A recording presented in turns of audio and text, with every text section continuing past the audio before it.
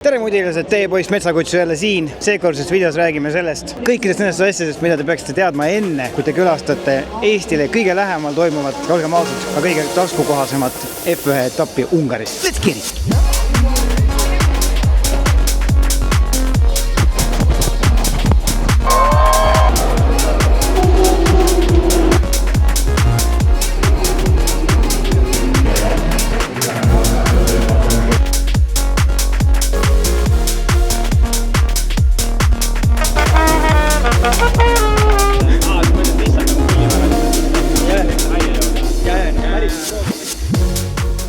Tšeki piiti ma sain autol kohe võtma ide. Kui hästi need kokku sobivad. Oota, vaata seda temmi seal taga parem. Kus ma ei saa mitte kunagi aru, kas need on originaal VBS-id või replikad. Näeb jumal normaalne veel. Idekas kombona. Täiesti uskumata, aga ühesõnaga tõesti selline asi minuga juhtus. Red Bull Estonia helistas mulle. Jo, Rainer, tahaksid minna F1 vaatama? Ma olin nagu mingi... Kas see on trikiga küsimus? Ja nad tõesti viisidki mu F1 vaatama. See oli mu jaoks elu esimene F1 kogemus ja mitte ainult vaatama, olgem ausad. Red Bull Estonia reaalselt organiseeris mulle garaažituuri mõlema Red Bulli tiimi garaažides. Lisaks kohtusin veel Tegimegi tüüpidega, nendega sai seal 3 päeva head pulli. Kusjuures minge vaadake Tegimegi YouTube'is ka nende F1 video üle, mega laheda asja paneid kokku. Ma proovin siis ka oma õppetunnid ja kogemused kuidagi sellesse videosse siin panna. Mayhem on siin, aga Red Bull kirjutas mulle, et ma olen oodatud väiksele garaažituurile. Ma ei tea, mis ennast kujutab ja mis seal teha tohib ja mida ei tohi, aga teoreetiline võimalus on siis teha väike tuur Visa Cash App RB garaažis ja siis ka Oracle Red Bulli garaažis, et kui see päriselt juhtub, siis ma ei tea. Põhimõtteliselt võib rahulikult vist kirstukaant hakata juba välja valima. Elus kõik tehtud. Tavaile! Mul on tegelikult selline asi, et ma olen tegelikult elus isegi F1 ringrajal ise sõitmas käinud paar aastat tagasi Istanbulis. Porsche Eesti viis mind sinna, nad ikka vahepeal usaldavad mind sellistesse asjadesse, aga sain seal sõita täiesti tuua GT3 RS-iga. Olen käinud ju autodega sõitmas nii Montenegros kui Hispaanias, olen käinud Põhja-Rootsis jäärajal sõitmas. Ma ütlen ausalt, et see Red Bulli korraldatud F1 külastus on olnud vist siiski ikkagi kõige meeldejäävam selline kogemus mu elus. Kuigi ma ütlen aastal GT3 RS-iga üsna samal pulgal, aga põhimõtteliselt on ikkagi see, et kuna see F1 asi on mu sees nii pikalt marineerinud. Ma olin, ma ei tea, ma ei käinud kooliski veel, kui me vanaemaga koos vaatasime F1 võistlusi diivanil, kuidas Schumacher ja Häkkinen oma vahel sealt pusisid ja nii edasi, et see on minu sees lihtsalt nii pikalt nagu kulmineerunud, et nüüd see lõpuks siis reaalselt, ma sellel ajal ma poleks reaalselt isegi osanud unistada, et ma kunagi ise sinna F1 etapile satun ja rääkimata veel sellest, et mitte lihtsalt satun sinna, vaid saan ka boksis käia, tiimi inimestega suhelda ja kõik see asi, et see on lihtsalt nagu mälestus igaveseks. Ja nüüd, kus ma olen oma elu esimese F1 kogemuse kätte saanud, ma võin julgelt öelda, et Ungari F1 Grand Prix on parim koht, kus reaalselt oma elu esimest F1 etappi kogeda. Kui me juba siin oleme, lähme ütleme põhivennale ka tere ikka on ju. Põhivennad on siin inimest ootavad. Kuidas tundub? Läheb hästi või? Tundub, et läheb hästi. Tulime siia pitlane'i juurde korraks. Saate siit, see heli siin on täiesti ebareaalne lihtsalt. Kuulake! Täitsa haigena. Noch einmal probieren, weil da ist im 15. Platz im Moment. Üks väga oluline asi, mida F1 külastamise kohta minust tasuks nagu teada, on see, et F1 ei ole pühapäev. See võistlus, põhivõistlus toimub küll pühapäeval, aga F1 on ikkagi tegelikult selline nädal aega kestev festar.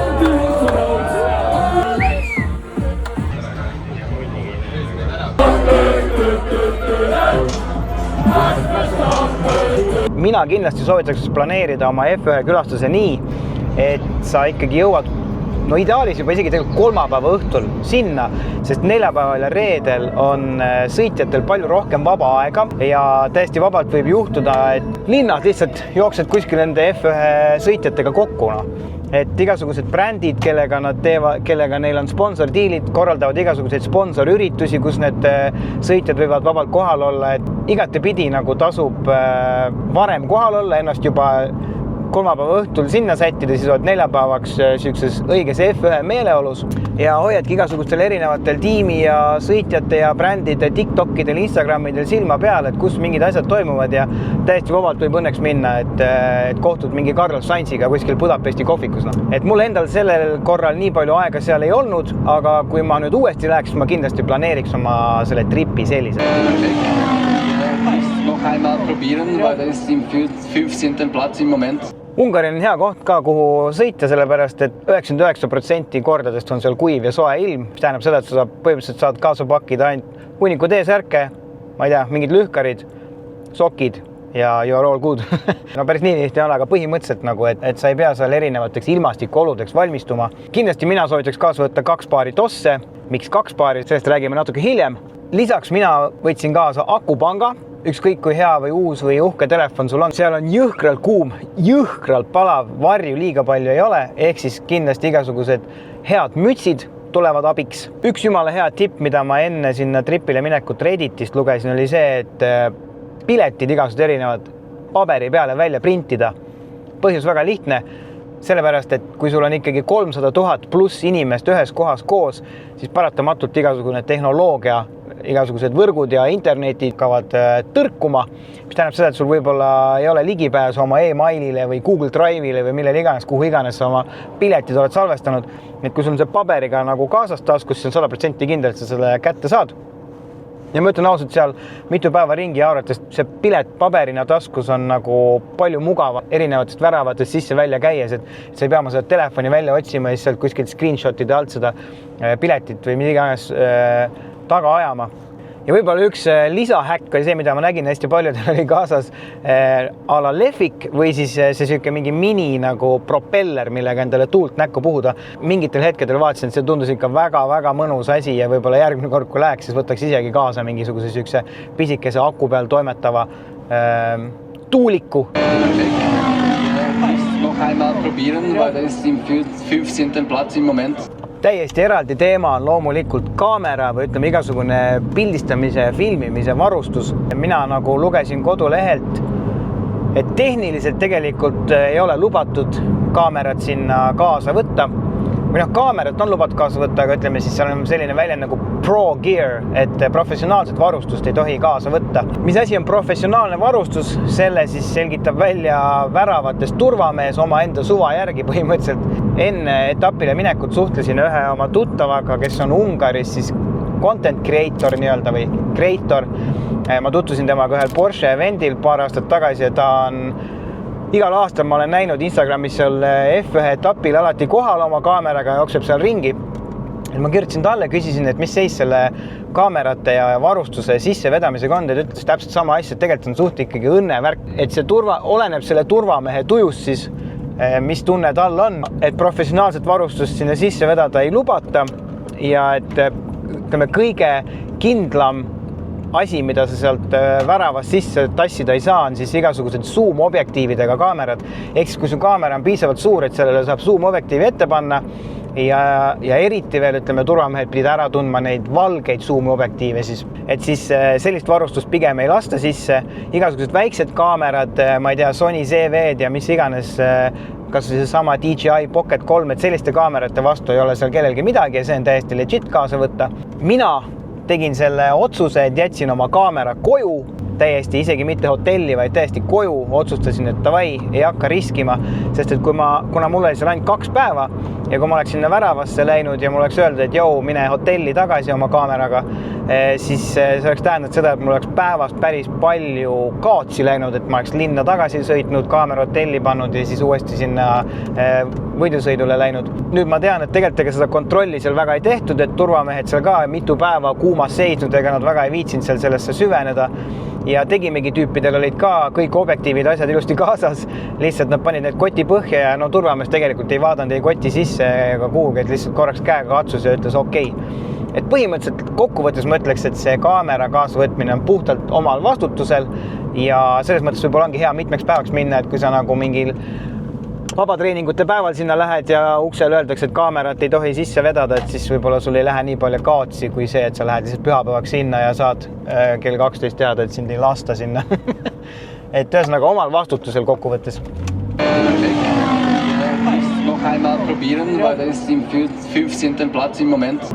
Ööbimiskoha valimise osas on ka selles mõttes Ungarisse minek hea valik, et põhimõtteliselt ükskõik, kus sa Budapestis nagu ööbid, tegelikult ei ole vahet.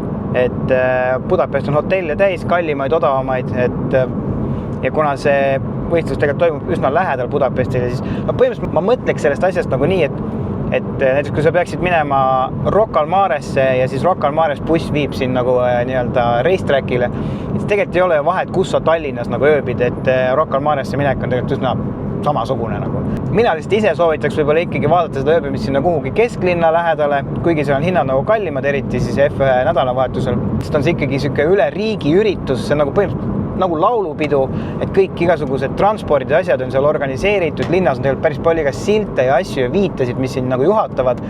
Ja kui sinna kesklinna endale selle ööbimise sätid, et siis vähemalt sellel muul ajal nagu on elu vähe huvitavam, et saad käia normaalsetes kohtades söömas õhtul ja seal niisama Budapesti vahel ringi jaurata, et võib-olla kui kuhugi täitsa äärelinna ööbima satud, et siis on võib-olla natuke igav see ülejäänud reisi osa, et käid selle päeval seal F-võistlusel ära ja siis ülejäänud aja passid seal kuskil suvalises mingis urkas.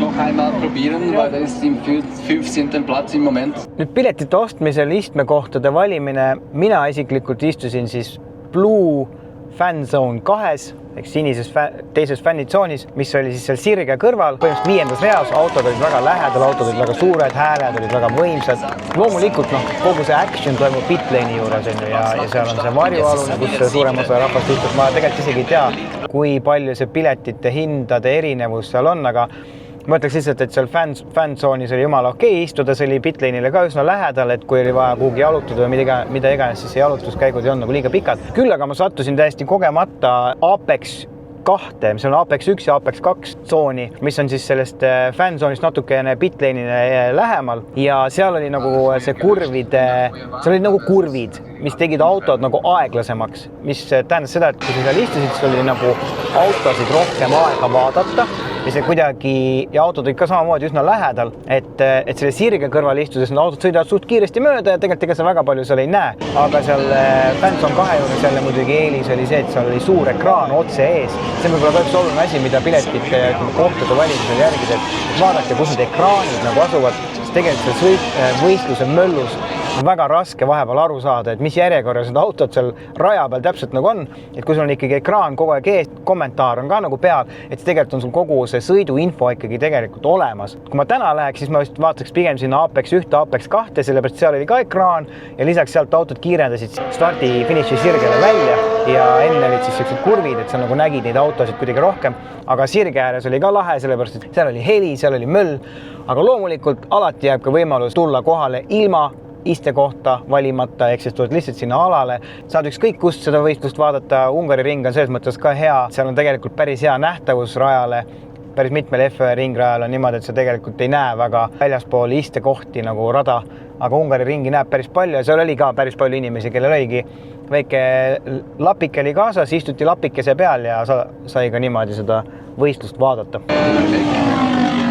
Noch einmal probieren, weil da ist im 15. Platz im Moment. Ungari ring on Budapestist mingi selline 30-40 minutit umbes. No ma ütleks ikka mingi Tallinnast vaadates ikka mingi Maardu ots nagu põhimõtteliselt äkki või. Ja no ideaalis on loomulikult parem liigelda seal ebapopulaarsematel aegadel nagu vara hommikul ja hilja õhtul. Mina isiklikult loomulikult panin ainult tipptunnil kogu aeg, kõik päevad. Lihtsalt pead arvestama igasuguste delaydega. Mina proovisin siis erinevaid lahendusi, käisin seal racetrackil nii ühistranspordiga kui ka Boltiga. Ühistranspordiga oli mega odav, sest nagu ma varem ütlesin, see on tegelikult ka nagu laulupidu ja seal on päris palju tasuta busse, mis viivadki rahvast konkreetselt sinna võistluspaika, et pead lihtsalt natukene liiklema mingitesse kogunemiskohtadesse ja siis sealt bussid korjavad rahvast järjest peale ja iga, ma teeks 10 minuti tagant vist äkki oli uus buss sees, mis viis siis rahvast racetrackile. Kui ma sinna läksin, siis ma natukene olin mures, et kus ma need bussid ja asjad ja kogunemiskohad kõik üles leian, aga tegelikkuses reaalselt linn on paksult rahvast täis, kes kõik on erinevates tiimiriietes, näed seal mingid Alpini ja Ferrari ja Red Bulli rahvast ja võtad vaikselt selle massi sappa ennast ja tegelikult jõuad täpselt õigesse kohta välja. Ükskõik, kus metroo peatuses ma olin, ma nägin, kuhu inimesed läksid ja ma juba teadsin, et see on õige koht. Ma võtsin sellele seltskonnale sappa ja jõudsingi iga kord õigesse kohta. Downloadsin endale selle mingi Budapest Go äpi ja ostsin sealt pileti. Pilet oli €1.40. Lihtsalt mõtleks, et ühistranspordiga liigedes aega kulus päris palju, et kui ma hommikul sinna läksin, siis ma ütlen, kogu see seiklus mul kokku läks mingi, ma arvan, äkki 1,5 tundi, et ma läksingi kõigepealt metrooga ühte kohta, siis sõitsin mingi veel ühe peatuse, siis sealt kõik kogu rahvas viidi mingisugusesse trammi või mitte trammi, aga ütleme mingisuguse trammi ja rongi vahepealsesse mingisugusesse ristsugutisse ja see siis viis juba kogunemiskohta, kus kõik paks rahvamass siis nagu välja ujus ja need kõik suunati siis juba tasuta busside peale ja need tasuta bussid siis sõitsid juba racetrackile. Boltiga sõites oli ka tegelikult üsna lihtne. Minnes loomulikult on lihtsam, sest et siis inimesed lähevad erineval ajal, aga tulemine kahjuks käib. Kui võistlus saab läbi, siis ikkagi suurem osa rahvast hakkab liikuma. Me tegelikult ootasime seal, hängisime seal racetrackil ja üritasime seda minekut seal hajutada, aga reaalsus ikkagi tegelikult on seda taksot päris raske seal saada. Natuke peab nagu, ütleme siis, seiklema selles osas, aga lõpuks ikkagi kõik laabus. Üks takso ots oli seal, ma ütleks, kesklinna mingi 50-60 euri. Päris nagu, ütleme siis, krõbe, aga kui neljakesi ära jaotada, siis lõppkokkuvõttes ei olnudki väga kallis. Üks kõige olulisemad asju, mis tegelikult lõpuks defineerib minu arvates kogu selle nädalavahetuse jaoks on ikkagi see, et mis sa jalga paned. Ja sellepärast ma ütlesin ka video alguse poole, et kaasa võtta 2 paari tosse. See jalatsi paar, millega sa sinna racetrackile lähed, peab olema mingi selline, millest sul on täiesti ükskõik. Sellepärast, et see racetrack lihtsalt retsib su jalatsid ära, seal on tolm, seal on liiv. Need tossud saavad seal korralikult kuuma. Et mina isiklikult võtsingi 2 paari tosse kaasa, 1 paar siis, millega ma lennujaamades sain ringi fleksida ja niisama õhtul seal, kui me Budapesti vahel ringi hängasime, et siis oli nagu hea clean pair of sneakers võtta.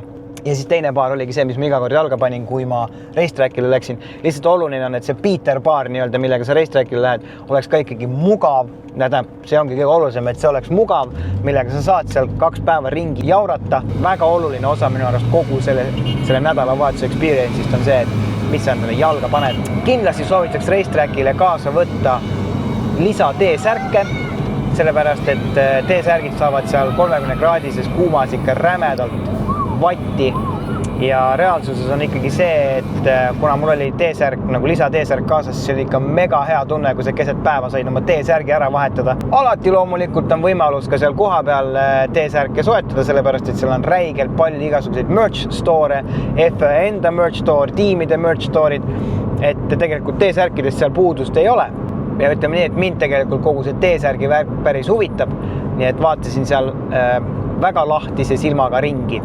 See on lahe, et neid merch'i poode on nagu igal pool, et see ei ole mingi üks koht, kuhu koguneb mingi triljon inimest järjekorda, vaid sa reaalselt saad nagu iga 20 meetri tagant mõne tiimi merch'i poodi minna. Ma saan aru, et siin muidugi popimatel tiimidel on neid rohkem, on ju, et Red Bullil ja Ferraril on siin iga 2 meetri tagant on üks putka püsti. Aga jah, põhimõtteliselt, et orgunnitud on see päris hästi. Ja F1 on oma merch store ka, mis oli veel vapsi hästi, et said ise check-out'i teha seal ja vaadata, mis sulle meeldib ja kuidagi selline hea mõnus experience. Et ikka business osa on ikka väga hästi välja mõeldud, pole kahtlustki. Langesin mina kui ohvriks, ostsin endale T-särgi. Tundus siuke suht ainus, mis seal veits nagu siuke oversized oli, et üldiselt see racing gear on ikka siuke suht kehasse ja ütleme nii, et paar jooksu on vahele jäänud siin, et ei saa seda kehasse särki selga panna, aga ma proovin selle oversized särgi nüüd siin kohe kuskilt selga panna, ma ei tea kus. Võib-olla mitte keegi ei tunne mind ära, ma saan lihtsalt siin samasse särgi ära vahetada, let's go. No nii, särk vahetatud nagu naksti, hea särk on, soovitan, päris palav on. Road temperature pidi olema 50+ kraadina.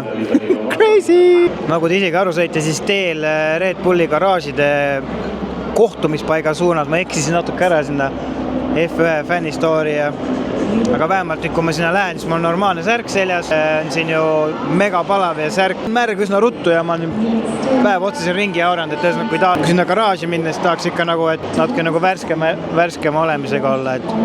Õnneks on värske särk seljas, nüüd saab minna rahulikult vaatama, mis see garaaži tuur siis endast kujutab. Natuke raske on uskuda ka ikka, et siuke asi võib-olla juhtub, aga ühesõnaga ma üritan lootusi mitte väga kõrgele seada, et lihtsalt kui saab kuskilt eemalt natuke seda autot vaadata, on juba päris lahena. Hoidke mulle pealt. einmal probieren, weil der ist im 15. Platz im Moment. T-särk hinnad olid tõesti minu arust täiesti okeid, et kuidagi oleks arvanud, et on võib-olla kangemad, ülikvaliteetsed särgid olid siuke 50-60 euri. Järjekordsid ei olnud, sest tõesti merch store oli igal pool. Üldse järjekordadega oli väga chill, et igasugused söögi ja joogi järjekorrad olid suhteliselt olematud, sest lihtsalt nii palju kohti oli, kust süüa ja juua sai osta. Kõige jõhkram järjekord, mis oli nagu reaalne järjekord oli, ma ütleks, oligi veepudelite täitmise need kraanid, sest tõesti nii palav oli, inimesed seisid nagu tundide pikkustes järjekordades, et oma veepudeleid täita. Aga kui sul oli okei paar euri selle peale kulutada, et uus veepudel külmkapist endale soetada, siis tegelikult ei olnud mitte mingit probleemi. Võib-olla kõige suurem probleem minu jaoks oli see, et Red Bulli ei saanud mitte kuskilt osta, sellepärast et F1-l on ametlik deal on ju igasuguste teiste brändidega, neid teiste brändide jooke oli seal igal pool küll ja veel, aga Red Bulli seal ei saanud. Aga õnneks Red Bull hoolitses selle eest, et me saime sealt põhimõtteliselt siis nagu garaažis seda kõige õigemat Red Bulli. Nii, garaažtuuri meeting point on siin. Ma tulin loomulikult pool tundi vanem igaks juhuks. Overachiever nagu ma olen.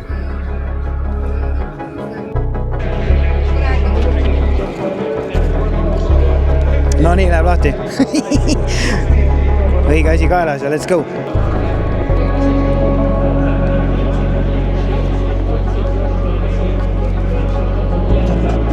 No nii, tunnelist Paddockisse. Ma ei suuda uskuda. Kohalik kontakt ütles, et see tuleb väga lahe experience, nii et ütleme nii, et mu hope'id hakkavad vaikselt kerima.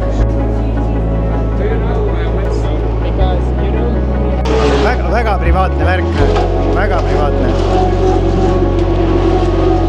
Täiesti ebareaalne, käed täiesti värised, ma tunnen ennast nagu F1 celebrity.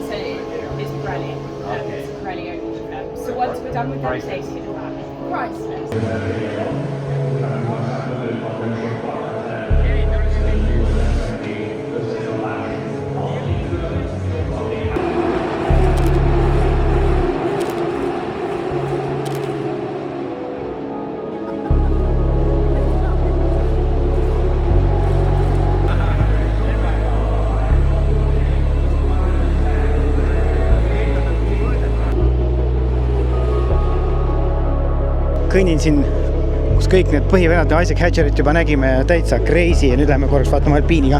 Tüübid läksid full ajakirjaniku moodi ära, hakkasid lihtsalt Pauli kiusama praegu. Mida, noh? Sa mõtled lihtsalt nagu pulli pärast, mitte ühte välja jõuda. Ja, päriselt proovime lihtsalt.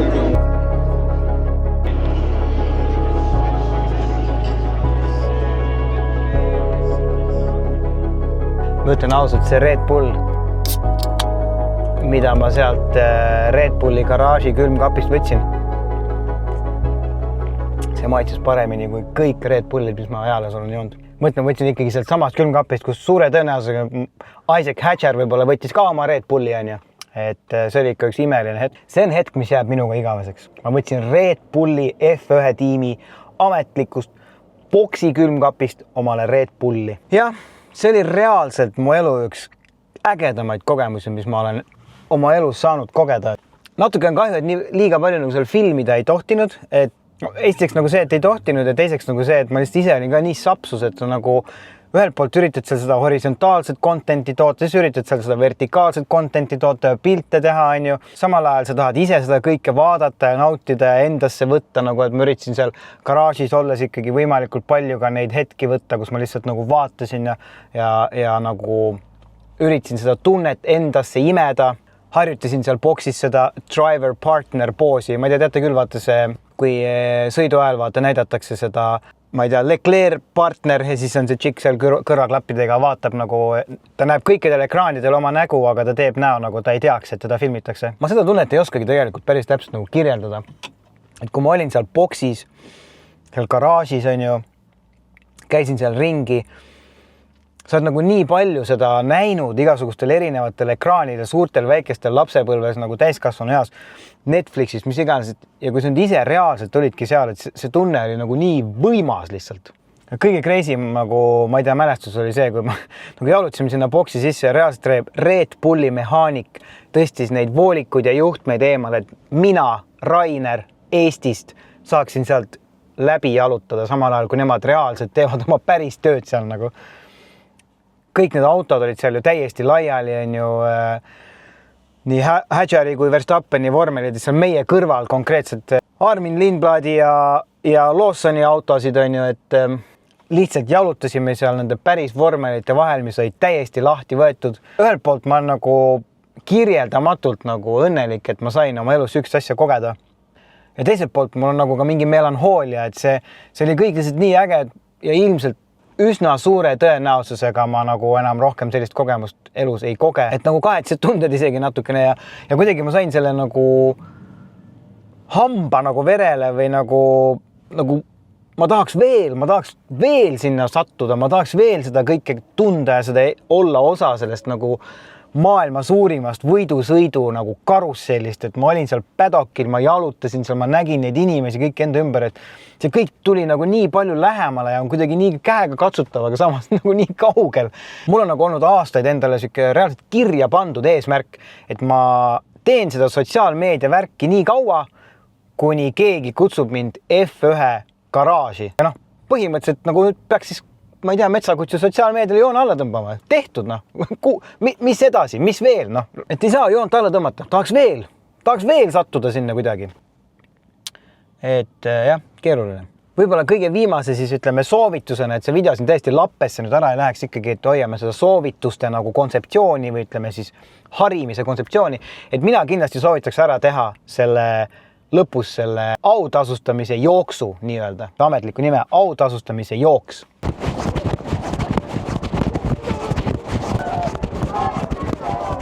Okei, see oli täitsa crazy praegu.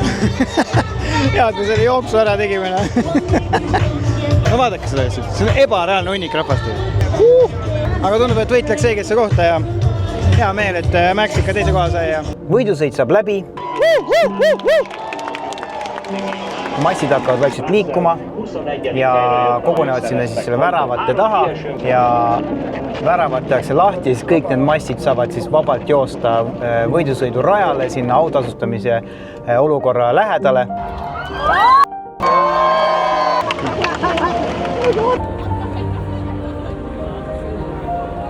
Natuke see möll nagu natukene lahtub ja ütleme siis rahvas nagu hargneb laiali seal, siis tekib siuke mõnus kuidagi siuke alla tulemise hetk, et sa saad natukene nagu peegeldada sellele hullule nädalavahetusele ja kuidagi seda kõike endasse rohkem sisse võtta, et saad jalutada seal racetracki peal ringi, vaadata neid kurve ja kuidagi, ma ei tea, seal Ungaris ka siuke päike oli madal ja see mingi goodbye music mängib igal pool kõlarites ja need sildid, et see you next year on igal pool ja et kuidagi, ma ei tea, see oli minu jaoks nagu siuke hästi oluline moment seal ringrajal natuke reflektida kõigele selle hullusele. Aga kokkuvõttes ma ütlen ausalt, suur aitäh Red Bull Estonia, ma olen lihtsalt nii tänulik selle kõige eest, ma olen teile sellest kirjutanud, ma olen seda rääkinud, see on minu jaoks täiesti peaaegu elu muutev kogemus, et suur aitäh. Kokkuvõttes siis teile öelda seda, et kui te olete mõelnud F1 võistlust külastada, siis kindlasti tehke seda, mina ütleks, et see hullus on seda väärt. Ei ole mõtet muretseda, ostke piletid ja minge.